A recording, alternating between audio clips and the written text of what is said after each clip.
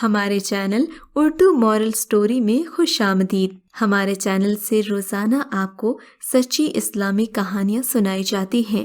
ان کہانیوں میں کوئی نہ کوئی ایسا سبق چھپا ہوتا ہے جو آپ کی زندگی سنوار سکتا ہے۔ آج کا واقعہ بھی ایسا ہی ہے۔ چلیے سنتے ہیں آج کی کہانی۔ یہ 9 مئی 1987 کی بات ہے۔ میں معمول کے مطابق رات کو بالکل پرسکون سوئی۔ اسی رات میں نے یہ خواب دیکھا۔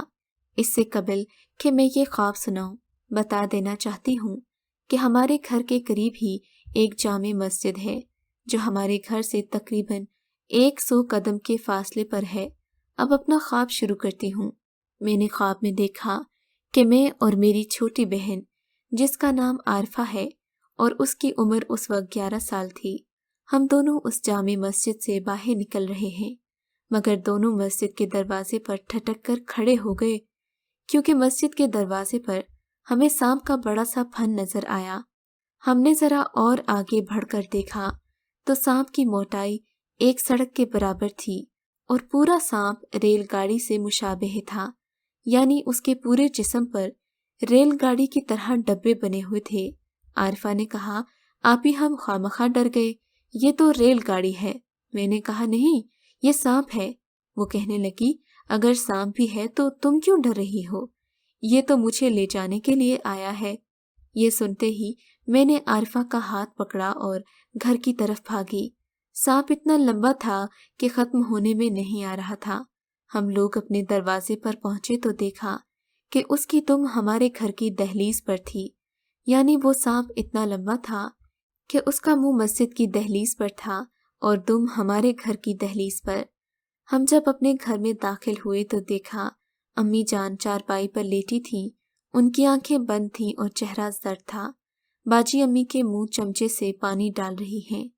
میں جلدی سے قرآن شریف کھول کر سورہ یاسین پڑھنے لگی۔ اتنے میں ایک عورت آئی، اس نے عارفہ سے کچھ کہا اور عارفہ اس کے ساتھ چلی گئی۔ میں ایک دم پیچھے بھاگی، دیکھا کہ وہ عورت اور میری بہن عارفہ اس سانپ نما ڈبے میں بیٹھ گئی ہیں۔ سانپ ایک دم غائب ہو گیا۔ میں نے خواب میں چیخ ماری اور میری آنکھ کھل گئی۔ میں پسینے میں شرابور تھی، آیت الکرسی پڑھی اور پھر سو گئی۔ صبح امی جان کو خواب سنایا تو انہوں نے کہا کہ یہ ایک نفسیاتی خواب ہے۔ اب میرے خواب نے حقیقت کا روپ کیسے دھارا، سنیے۔ ایک روز ہم لوگ دوپہر کا کھانا کھا رہے تھے، گلی میں ٹانگا رکنے کی آواز آئی، ساتھ ہی سامان اتارنے کی۔ ہم لوگوں کو بولنے کی آوازیں آئیں تو سمجھے کہ شاید ہمارے گھر میں کوئی مہمان آیا ہے، مگر سامنے جو کھڑکی سے دیکھا تو معلوم ہوا کہ سامنے والے مکان میں کرایہ دار آئے ہیں۔ شام ہوئی تو 2 عورتیں ہمارے پاس آئیں۔ یہ نئی کرایہ دار تھیں، ان کے ساتھ 4-5 بچے بھی تھے۔ باتوں باتوں میں انہوں نے بتایا کہ یہ لوگ سید ہیں اور مذہب کے سخت پابند ہیں۔ ہمارے گھر میں تھوڑی دیر بیٹھی اور چلی گئیں۔ ہمارے اور ان کے گھر کے درمیان 7-8 قدم کا فاصلہ تھا، مگر وہ ہمیشہ برقع پہن کر اور نقاب ڈالے ہمارے گھر آتی تھیں۔ اسی اثنا میں محرم کا مہینہ شروع ہو گیا۔ یہ لوگ مجالس میں جانے لگے۔ ان کے اپنے گھر میں بھی حاضری وغیرہ ہوتی رہتی۔ غرض یہ کہ انہوں نے گھر کا ماحول پرتقدس بنا رکھا تھا۔ ہر وقت گھر میں اللہ رسول کا ذکر رہتا۔ محلے کے ہر گھر میں ان کی عزت تھی۔ ایک دن تقریباً 7:30 کا وقت تھا۔ میں کالج جانے کے لیے تیار ہو رہی تھی۔ گھڑی باندھی دوسرے کمرے میں گئی تو امی جان چارپائی پر لیٹی تھیں اور باجی ان کے منہ میں چمچے سے پانی ڈال رہی تھیں۔ میری امی کو ہائی بلڈ پریشر کی تکلیف تھی، اس کا دورہ انہیں وقتاً فوقتاً پڑتا رہتا تھا۔ امی نے مجھے کالج جانے سے منع کیا، کہا کہ میری طبیعت خراب ہے، پاس بیٹھ کر قرآن شریف پڑھ لو۔ عارفہ باجی باورچی خانے میں تھی، باقی سب بچے اسکول جاتے تھے۔ امی کی طبیعت زیادہ خراب ہو گئی، وہ تقریباً بے ہوش ہو گئیں، باجی کے پاس ہی بیٹھی رہیں۔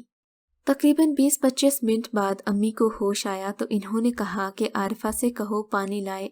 چھوٹی بہن کہنے لگی، سامنے والی عورت آ کر عارفہ کو ساتھ لے گئی ہے۔ امی جان نے کہا، جاؤ اس کو بلا لاؤ۔ بہن گئی اور تھوڑی دیر کے بعد واپس آ کر کہا کہ ان کا دروازہ بند ہے۔ ہم نے کھٹکھٹایا، انہوں نے نہیں کھولا۔ کافی دیر پیٹتے رہے مگر دروازہ نہ کھولا گیا۔ اب ہم پریشان ہو گئے، ابو کو بلا بھیجا۔ انہوں نے دیکھا تو گھر خالی ہے، پولیس کو اطلاع دی۔ پولیس کی موجودگی میں دروازہ کھولا گیا۔ اندر صرف ایک پیالہ رکھا ہوا تھا جس سے تھوڑا سا دودھ لگا ہوا تھا۔ تفتیش کے دوران اس تانگے والے کا پتہ معلوم ہوا جس میں وہ لوگ گئے تھے۔ اس نے بتایا کہ تقریباً 7:45 بجے مجھے ایک بڈھا لے کر آیا تھا۔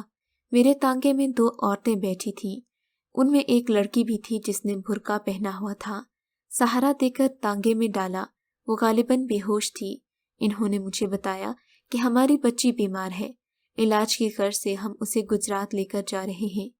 تانگے والے نے بتایا کہ میں انہیں جی ٹی روڈ کے بس اڈے پر چھوڑ کر آ گیا۔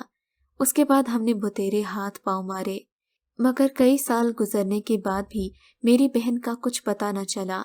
صرف اتنا انکشاف ہوا کہ یہ ایک بڑا گروہ ہے جو ایران اور پاکستان میں دھوکہ دہی، اغوا اور نوسر بازی کے بے شمار جرائم کر چکا ہے۔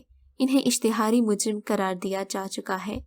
یہ لوگ 1.5-2 ماہ سے زیادہ کہیں نہیں رہتے اور زیادہ سے زیادہ 2 ماہ میں اپنا کام کر کے فرار ہو جاتے ہیں۔